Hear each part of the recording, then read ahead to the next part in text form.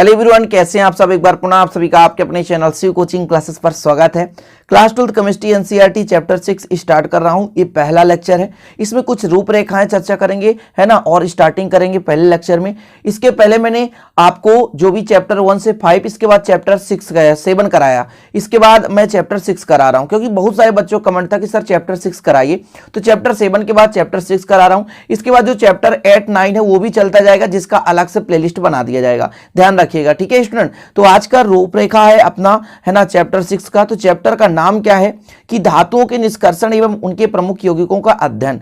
इसमें जैसे धातु, कौन कौन से धातुओं का अध्ययन रहेगा मुख्य रूप से, एल्यूमिनियम है, कॉपर है, जिंक है, आयरन और सिल्वर। इनके प्रमुख धातुओं का हम यौगिक का अध्ययन करेंगे, जैसे कॉपर सल्फेट है, सिल्वर नाइट्रेट है ना। और स्टूडेंट जैसे आप पढ़ोगे बॉक्साइड है ना, और डायस्पोर है, क्रायोलाइट है। इस प्रकार के प्रमुख कुछ यौगिक का अध्ययन करोगे। साथ में लोहा, स्टील, है ना, फौलाद और ढलवा लोहा, पिटवा लोहा, इन सारी चीजों को आप इस चैप्टर में अच्छे से पढ़ोगे, ठीक है। तो आज अपना छोटा सा टॉपिक स्टार्ट कर रहे हैं कि पहला जो अपना टॉपिक है एल्यूमिनियम। एल्यूमिनियम का परमाणु क्रमांक कितना होता है प्यारे भाइयों? तो परमाणु क्रमांक होता है 17। देखिए, तो फटाफट थोड़ा सा बेसिक जानकारी। एल्यूमिनियम का संकेत होता है Al, है ना। परमाणु क्रमांक कितना होता है? 13 होता है। परमाणु द्रव्यमान होता है 27, ठीक है। कितना होता है? 27, ठीक। ऑक्सीकरण अवस्था +3 क्यों? क्योंकि 13वें समूह में है। पहले कोष में 2 इलेक्ट्रॉन, फिर 8 इलेक्ट्रॉन भरे जाते हैं। बाह्यतम कोष में 3 इलेक्ट्रॉन भरे जाते हैं। चूंकि 3 इलेक्ट्रॉन आसानी से दे सकता है बजाय 5 इलेक्ट्रॉन लेने के, इसलिए +3 ऑक्सीकरण अवस्था दर्शाता है। इसका यदि इलेक्ट्रॉनिक विन्यास निकालना चाहो तो आप आसानी से निकाल सकते हो। 1s2, 2s2, 2p6, 3s2, 3p1। तो एक इलेक्ट्रॉनिक विन्यास हो गया। तो ये कुछ सामान्य परिचय एल्यूमिनियम का। जी हाँ, अब देखिए एल्यूमिनियम के कुछ प्रमुख यौगिक जिन्हें आपको इंपॉर्टेंट रूप से याद कर लेना, ऑब्जेक्टिव टाइप में पूछा जा सकता है कि ऑक्साइड का सूत्र क्या होता है? Al2O3 3H2O। अब कभी कभी स्टूडेंट ऑक्साइड का सूत्र ऐसा भी ले लिया जाता है Al2O3 2H2O। तो आप कंफ्यूज मत होना, अलग अलग बुक्स में ऐसा देखने को मिल जाता है, ठीक। डायस्फोर का सूत्र Al2O3 H2O है। अगला फेल्डस्पार है ना, फेल्डस्पार का क्या होता है? Ka है, क्या है? कैपिटल ए बनाना इसको, ठीक है, Ka। फिर स्टूडेंट Al है, KAl, यानी ये पोटेशियम है, एल्यूमिनियम है, तो KAl Si3O8, ये आपका हो गया फेल्डस्पार। माइका का क्या होता है? Ka, ये कैपिटल Al होता है, ठीक है ना। यहाँ पे थोड़ा सा मिस है, तो KAl Si3O10 OH का होल ट्वाइस, ठीक। क्रायोलाइट Na3AlF6 क्रायोलाइट है।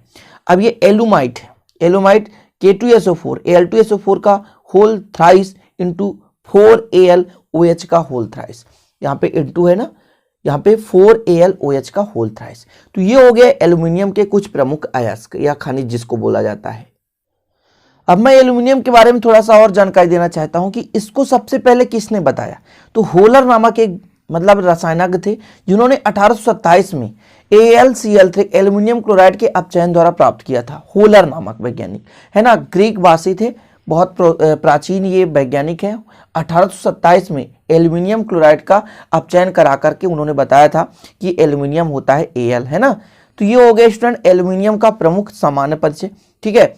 अब एल्यूमिनियम का शोधन पढ़ेंगे। अच्छा, एल्यूमिनियम का शोधन जो है 3 विधियों से करते हैं अपन, बेयर की विधि, सरपेक की विधि, हाल की विधि, ठीक है। और क्या 3 विधि तो है, बेयर की विधि, सरपेक और हाल की विधि। तो ये 3 विधियां जिनको एक वीडियो में कराऊंगा। अभी इस वीडियो में अभी आज नहीं कराऊंगा, कुछ जैसे और टॉपिक्स अध्ययन कर लेते हैं स्टूडेंट। जैसे आपको बता दें कि खनिज और अयस्क में क्या अंतर होता है, तो थोड़ा समझिएगा खनिज के बारे में। धातुओं के यौगिक ही हैं, समझिएगा थोड़ा सा। खनिज क्या है?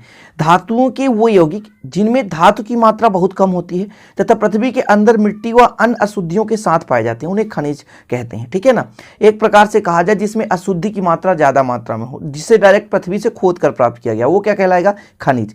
लेकिन वही अयस्क की बात की जाए तो धातुओं की यौगिक है जिसमें धातु की पर्याप्त मात्रा होती है, अयस्क कहलाती है। स्टूडेंट कुल मिलाकर आप समझें, जैसे हमने डायरेक्ट पृथ्वी से प्राप्त किया कोई पदार्थ, उसमें अशुद्धियां हैं ज्यादा, तो उसे हम क्या बोल देंगे? खनिज। लेकिन जब उसका शोधन करेंगे तो शुद्ध रूप में प्राप्त हो जाएगा, उसमें ज्यादा से ज्यादा धातु उपस्थित होगा, तो उसे हम कहेंगे क्या? अयस्क।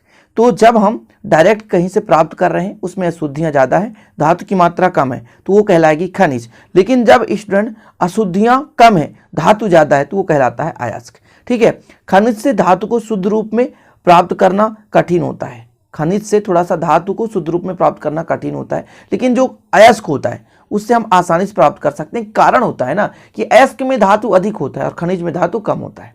जैसे खनिज का एक आध एग्जाम्पल बता दूं, फेल्सिस्पार, लिमोनाइट, अभ्रक, ये सभी के सभी खनिज है।